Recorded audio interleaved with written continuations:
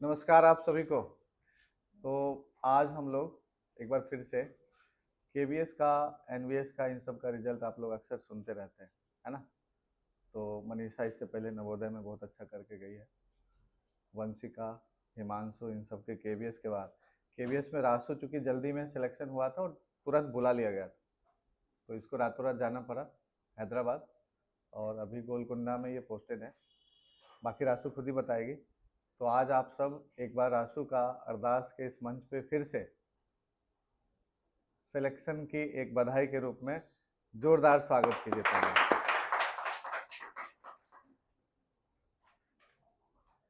तो रासु, जैसा कि इंटरव्यू में परिचय पूछते ही थे कि अपना परिचय दीजिए, यहाँ एक छोटा सा परिचय दीजिए कि रासु कौन है और कैसे कहाँ से हम लोग मिले, थोड़ा सा बताइए। My name is Rashu. I am currently posted in KV number 2 Golconda Hyderabad. और उससे पहले मैंने मतलब जो सारी स्टडीज़ है हरियाणा से करी है, और उसके बाद जब कोचिंग का टाइम इंटरव्यू में मुझे थोड़ा कॉन्फिडेंस चाहिए था, तो मैं मॉक इंटरव्यूज़ और गाइडेंस के लिए अरदास क्लासेस आई थी। तो सर मिले, तो सर ने गाइडेंस काफ़ी करी। लास्ट जनवरी मार्च दोनों में मैं थोड़े थोड़े दिन के लिए आई थी।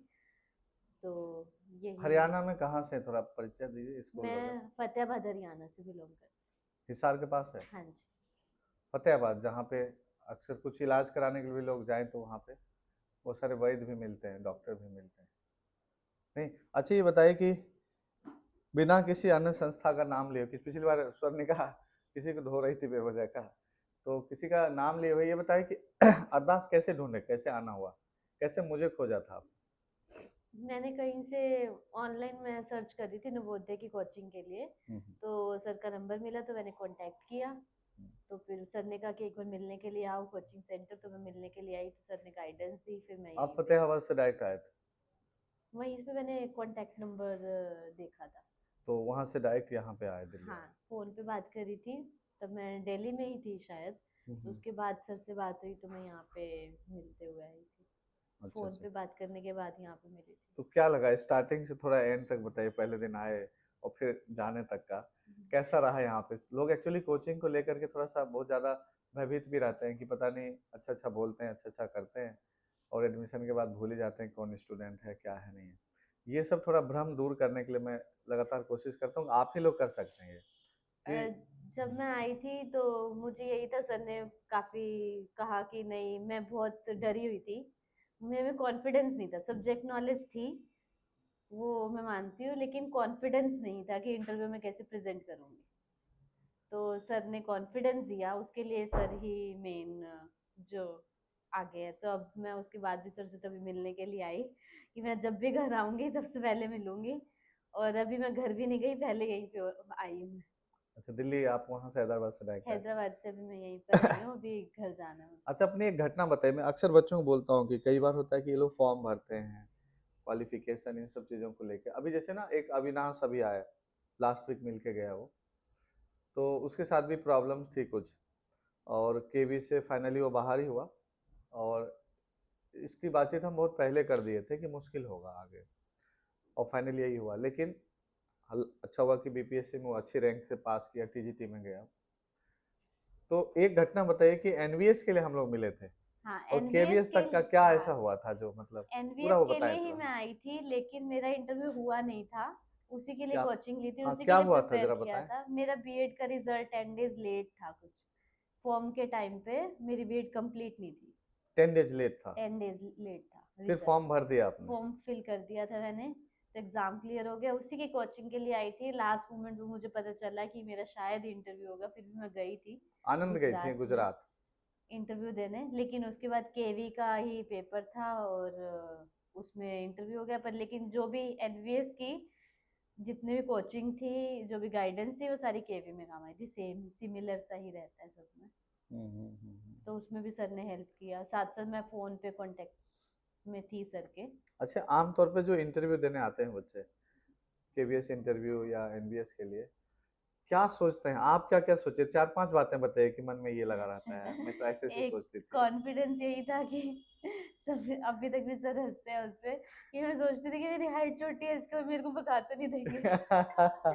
अक्सर ये बोल देते हैं, सर मैं छोटी लगती हूँ, मुझे कहीं भगात नहीं देंगे पहले, मतलब अरे ये देख के थोड़ी वहां होता है ऐसे। और फिर और एक तो ये और लगता था। और कई वर्ड्स में प्रॉब्लम थी, सोच के नहीं बोलना, बोलती थी मैं, तुम वर्ड बहुत यूज करती थी, जैसे ये आप लोग सारी चीज। बताते हैं ना कुछ समझाते समय कि तुम ऐसे जाते हो तो तुम्हें ये हो जाता है, फिर तुम्हारी जरूरत वहां पे तुम्हारी पूरी हो जाती है, फिर तुम ये ले लो, फिर तुम करके जबकि किसी इंसिडेंट्स को बता रहे हो। होना क्या चाहिए कि वो चीजें ऐसी मिलती है, वहां पर वो चीजें ऐसे लिया जा सकता है, ये ऐसे होता है। तुम जाओगे तुम्हें मिल जाएगा, तुम्हें सारी चीजें हो जाएंगी। वर्ड्स को ठीक करना वो यहाँ पे सीखा, नॉलेज होती है लेकिन उसको कैसे प्रेजेंट करना है वो सीखा। और रासु बहुत ही अच्छा पढ़ाती हैं। सबसे बड़ी बात यह है कि जो डेमोस्ट्रेशन जो था, हमने डेमोस्ट्रेशन में बहुत ज़्यादा इसे नहीं सिखाया था, जरूरत ही नहीं पड़ी। एक दो टॉपिक सेलेक्ट करने में हम लोग लिए थे इंटरेस्ट, हरिवंश सर रहते हैं अक्सर, तो टॉपिक सेलेक्ट किया था, लेकिन जब ये प्रेजेंट कर रही थी तो बहुत सही लगा था। कुछ कुछ चीज़ें मॉडरेट करना पड़ा था, बाकी जरूरत नहीं पड़ी थी। और फाइनली यही हुआ था कि एक दो डेमो जो डेमोस्ट्रेशन का था उस पर इसने अपना अच्छा कर लिया था। बस ये था कि क्वेश्चन आंसर जो होता है, आपका नाम क्या है, आप कहाँ से आए, अपनी क्वालिफिकेशन बताएं, या इस तरह की जो चीज़ें थी उसमें घबराहट होती थी।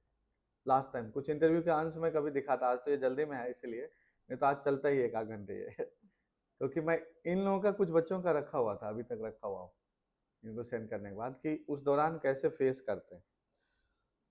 तो केवीएस में आप वहाँ पर हैं, क्या लग रहा है, मन लग गया है? लग ही गया, लग गया और हरियाणा अगर मिल जाए तो? तो और अच्छा है। आपने इंटरव्यू के समय में कहा था कि नहीं, जो भी है हमारे लिए केवीएस से बढ़ के कुछ नहीं है। हरियाणा में बोलो वो इंटरव्यू था। तो हरियाणा में तो एक ये भी है ना कि चाहे कहीं पे स्विट्जरलैंड में मिल जाए, अगर हरियाणा में फिर मिलता ट्रांसफर करा के आ जाएंगे। हाँ, बहुत हो गया, अपना अपना आया है। तो ये चीज़ें रहता है।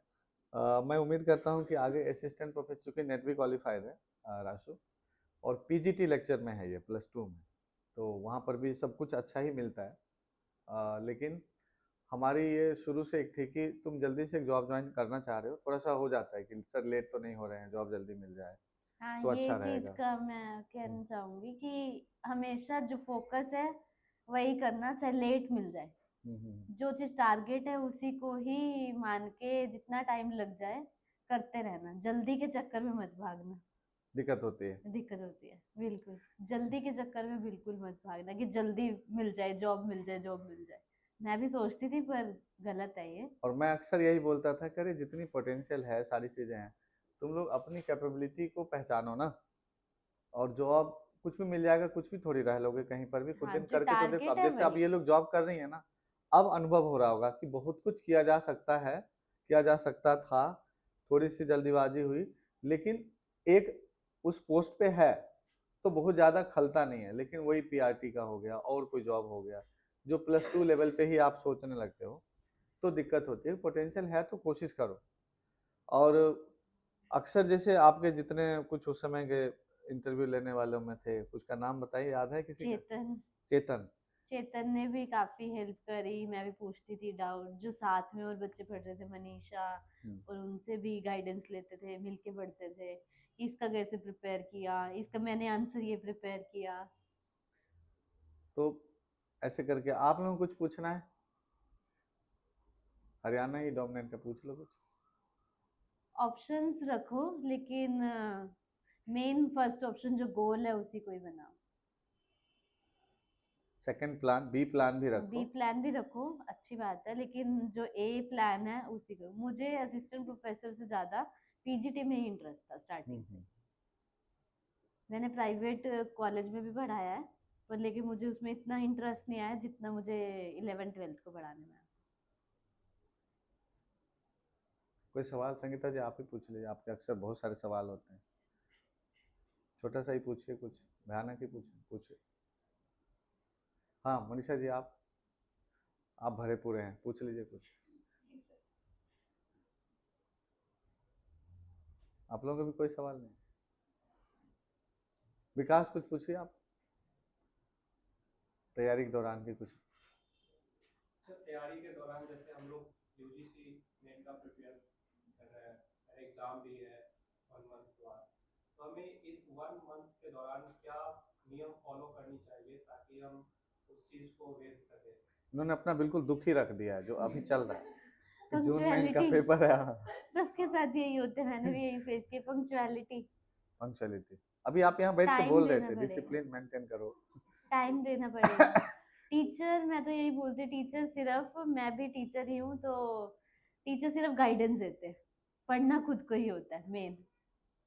टीचर गाइडेंस देंगे, ये पढ़ो, दिमाग में तो खुद ही हमें रिटेन करना पड़ेगा चीजों को। नहीं, जैसे कि एग्जाम नजदीक आते जा रहा है तो अंदर से घबराहट भी जो है वो ज्यादा बढ़ रही है कि क्या होगा, तो इसको कैसे कंट्रोल किया वो जाए? तो ऑब्वियस है, पड़ेगी, खुद को ये वाली चीजें करनी पड़ेंगी कि कैसे करना है। बस पंक्चुअलिटी, डिसिप्लिन, अपना टाइम रूटीन बनाओ कि ये पढ़ना है, ये वाला टॉपिक कंप्लीट करना है, तो हो जाएगा।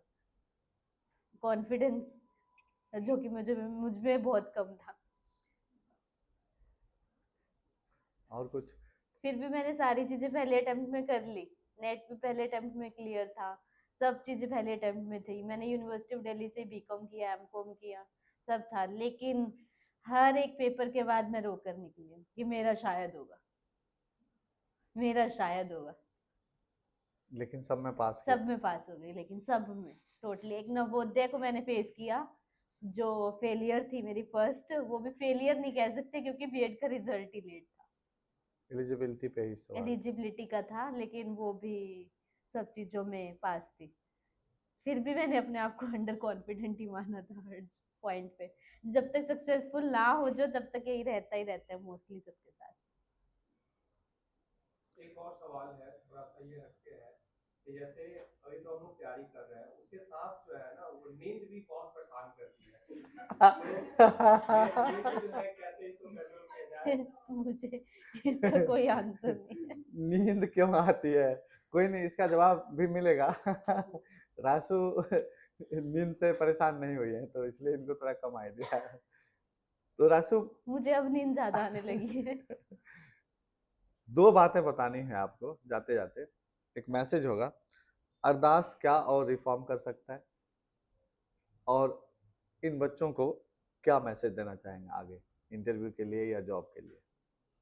क्वेश्चन पहला है अरदास के लिए कुछ कहिए कि सर ये चीज़ें और होता तो बेहतर होता। संगीता जी अक्सर बोलते हैं कि आप ऐसे बोला करोगे, आप बहुत अच्छे हो, थोड़ा और अच्छा कर लो तो और अच्छा हो जाओगे। तो ऐसा कुछ बताइए। अरदास क्लासेस अच्छा ही है, जहाँ तक मैंने इस इंस्टीट्यूशन के साथ मैं एसोसिएटेड रही हूँ। कॉम्परेटिवली कैसा लगा और क्या कर सकता और जो। हाँ, कि फैमिली एनवायरनमेंट है यहाँ पर, बिल्कुल। जितना भी लगा कि हाँ सब, मैं कई बार, मैं आई बहुत कम दिन के लिए हूँ क्योंकि मेरे पास टाइम नहीं था। मैं प्राइवेट जॉब कर रही थी तो थोड़े दिन के लिए मैं छुट्टी लेकर आ पाई थी। तो मैं आती थी तो, लेकिन सुबह से लेकर शाम तक बैठती थी। आई मैं 5 डेज करके ही हूँ, लेकिन सुबह से लेकर शाम तक बैठती थी। मैं गुड़गांव से आती थी तो कम टाइम होता था, लेकिन हाँ फैमिली एनवायरनमेंट था। हम लोग साथ में बैठ के अलग से अपना पढ़ते रहते थे।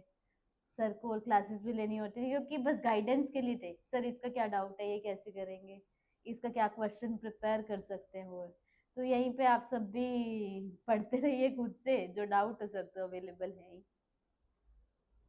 चल, मटेरियल सर प्रोवाइड, और गाइडेंस बहुत जरूरी है। चलिए राशु, बहुत बहुत शुभकामनाएं आपको, और इस सफलता के लिए हम लोग सब एक बार जोरदार ताली से बधाई देते हैं। और अगली बार फिर कभी छुट्टी में आए तो जरूर आए 10 क्लासेस में। बहुत बहुत धन्यवाद।